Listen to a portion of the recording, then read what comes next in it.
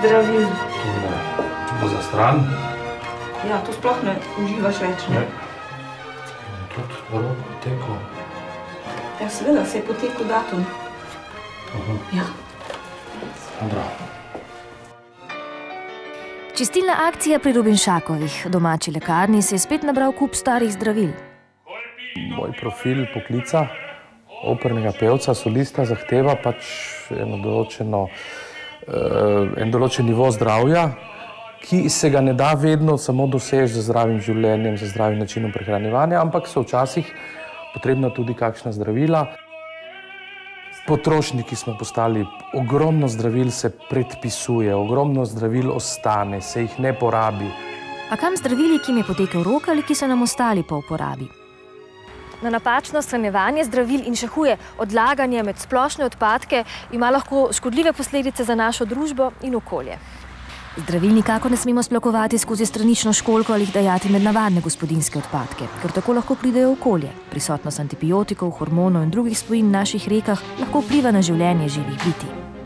Ta nespremenjeni del teh hormonov lahko potem vpliva na vodna bitja. Seveda so lahko tudi posledice za ljudi, a ne? Je pa znan primer recimo iz Velike Britanije, ko so v londonski pitni vodi odkrili Prozac, torej antidepresiv, ki je zelo popularen, a ne?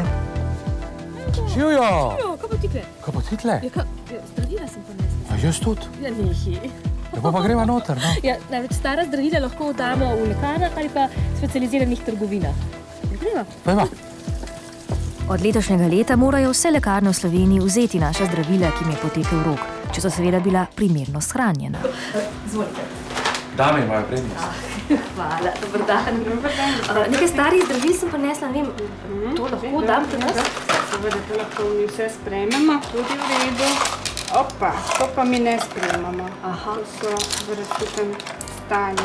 Vedno prinesem v originalni embalaži. Ja, tablete vedno, tablete, kapsule, svečke, vedno v originalni embalaži, čisti, nepoškodovani, to lahko sprejmemo.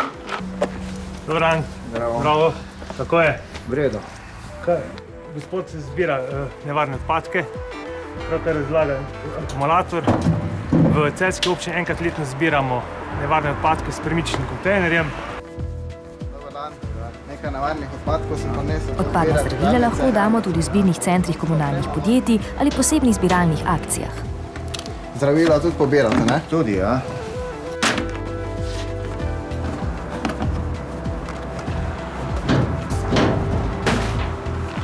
Kje pa to zdravilo konča potem? Ta zdravila damo mi v uničenje. Dajemo mi jih v posebne zabojnike in jih damo naprej v uničenje. Taka zdravila torej ne grejo v ponovno prodajo, temveč se zberejo v skupnem centru. No, tukaj za nami vidimo prostor, v katerem mi prispela odpadna zdravila zbiramo, jih stehtamo in seveda tudi pripravimo odpadna zdravila za nadaljni prevoz na sežig. Moram reči, da sem jaz osebno tudi presenečen, da tega toliko. Če vam povem, da smo do zdaj zbrali 12 ton odpadnih zdravil, torej te tone niso končale niti ne na komunalnih zbirališčih, niti ne v slovenskih rekah ali pa kje drugje.